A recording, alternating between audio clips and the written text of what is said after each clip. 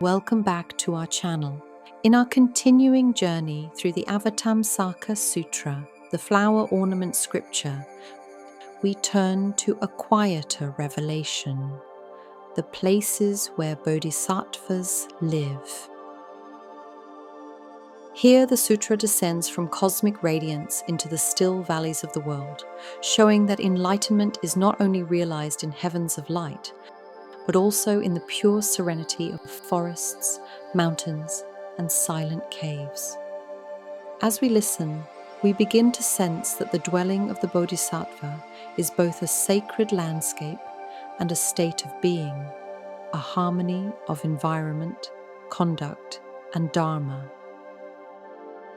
The context of the dwelling places within the Avatamsaka Sutra. The Avatamsaka reveals the cosmos as seen by enlightenment itself. Infinite Buddhas teach in infinite worlds, yet among those vast panoramas, there are moments of profound simplicity. This chapter belongs to that gentler register. It teaches that environment mirrors mind. A pure heart gives rise to a pure world. A compassionate heart turns wilderness into sanctuary.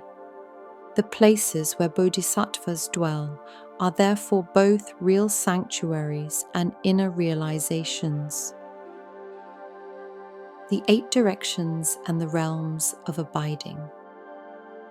In the east, long ago, upon the mountain of Rishi arising, dwelt the Bodhisattva Vajra splendor, surrounded by 300 Bodhisattvas, teaching the Dharma that cuts through delusion like a diamond. The land shone with blue crystal light. Its winds carried mantras like soft bells through the valleys.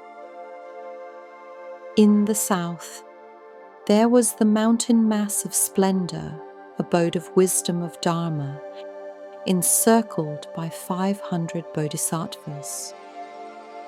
There the light of understanding was as steady as the sun at dawn, dispelling the sleep of ignorance. In the west, upon Vajra Light Radiance Mountain, lived Lion's Gate Bodhisattva with 300 companions, proclaiming fearless confidence in truth. The cliffs glittered with gold. Echoes of Dharma resounded like lion roars through open space. In the north, upon the mountain mass of perfume resided fragrant elephant Bodhisattva, attended by 3,000 Bodhisattvas. The air itself was scent and blessing. Every breath recalled compassion. In the northeast, on the snowy mountain abides Manjushra, Lord of Wisdom, with 10,000 Bodhisattvas. The peaks glisten like crystal. Silence itself becomes teaching. Here insight flows like melting snow, cool, clear, inexhaustible. In the southeast, on the Vajra mountain of the 4 great seas, lives exalted in Dharma among 1,200 Bodhisattvas. Their vows extend across oceans, turning waves into verses of liberation. In the southwest, on the summit of Stupa Mountain, dwells the host of deities with 1,000 Bodhisattvas. Countless reliquaries shimmer there, each stupa radiating offerings of light to all worlds. In the northwest, upon Starlight Mountain lives Splendor of Goodness, surrounded by 3,000 Bodhisattvas. The heavens there pulse with constellations. Every star is a doorway to virtue. Across the oceans and southern lands, in the great ocean within the cave of excellence, abides the Bodhisattva of virtuous splendor, teaching beneath waves that sing the Dharma. In the vast southern region, lie innumerable sanctuaries of earlier bodhisattvas, the place where the Dharma first took deep root, the dwelling place of Tāla's son. Suvarnadvāpa, also called the Golden Island Monastery of Delight, the Golden Continent, and the Monastery of Joy. Mathura, home of the Cave of the Tamer. Rilbatonba, abode of Dharma stand. Reaching the summit of virtue, the Cave of Upholding. Bura, place of firm abiding. Buera is a fulfilled land, the complete or perfected field of practice. Kamputsa, the dwelling of loving kindness exalted. Mount Wutai, the cave of mighty power. Kasha, cave of the Ox-head King. Kashmir, dwelling of the great teacher. Joy-increasing land, cave of firm abiding. Chudzin, water-holding land, abode of the cycle of teaching. Mandala of earth-holding, cave of accumulated wealth.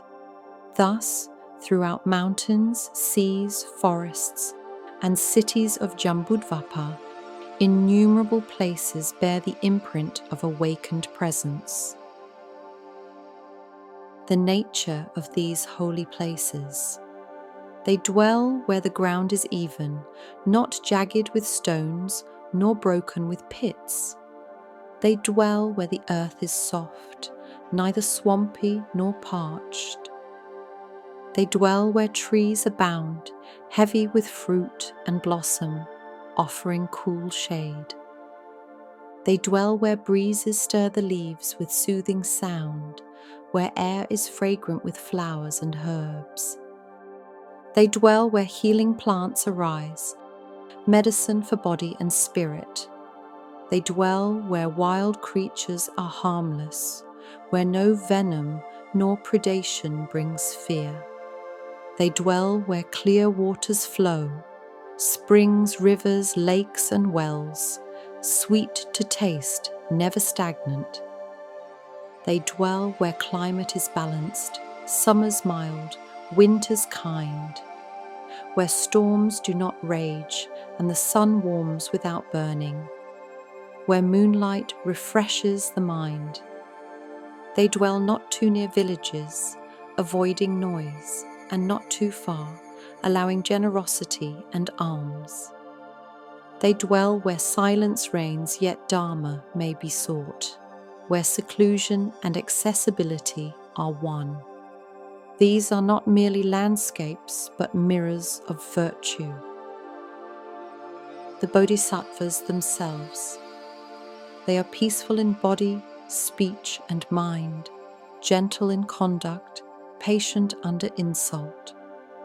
Their morality is pure, like a flawless mirror, their meditation steady as an unflickering flame, their wisdom sharp as a Vajra blade cutting illusion. Their compassion is vast, their joy in teaching inexhaustible. They delight in the growth of others and never tire in benefiting the world. They are generous in giving, patient in hardship, tireless in effort. Their meditation absorbs them in stillness, yet they hear every cry. Their wisdom sees emptiness, yet moves skillfully among appearances. When they speak, their words are truthful, soothing, and timely. When they are silent, their very presence teaches. Where such beings dwell, the Dharma flows like inexhaustible springs. Some hear discourses on the perfections. Some are inspired by vows. Others are simply calmed by the atmosphere itself. The land and its inhabitants are purified by their presence. The threefold harmony of a bodhisattva's dwelling. Thus the text declares, the true places where bodhisattvas live are defined by three harmonies. the purity of the land, the nobility of the Bodhisattva, and the flourishing of the Dharma. Where these three abide together, there indeed is the dwelling of Bodhisattvas, whether mountain hermitage, temple, home, or the quiet space of the awakened heart. In the hush between worlds, a soft wind moves through the trees of awakening. Each leaf shimmers with compassion, each ripple of water repeats a vow. Mountains stand as witnesses to patience. The open sky reflects unbounded mind. Here the Bodhisattvas do not depart from the world, they illuminate it from within. Their dwellings are woven of silence and understanding, their footsteps soundless across the field of mind. If we listen deeply, we can still hear them, the gentle murmur of enlightenment whispering through the turning of the earth. In this chapter, the Buddha reveals that the Bodhisattva's dwelling is not defined by place alone, but by harmony. Wherever compassion abides, wherever wisdom steadies the mind, wherever kindness cools the heart, there is the abode of Bodhisattvas. It shows that awakening flowers in silence, in the still places of our world, and in the calm rhythm of daily life. When we cultivate purity, patience, and compassion, our own surroundings begin to change. Noise softens, air clears, and the ordinary world becomes a field of practice. Thus, the sutra's teaching is not distant. It is an invitation to live gently, to think clearly, to let our hearts themselves become one of those peaceful places where bodhisattvas dwell. May every home become a hermitage of kindness. May forests and cities alike resound with the sound of Dharma.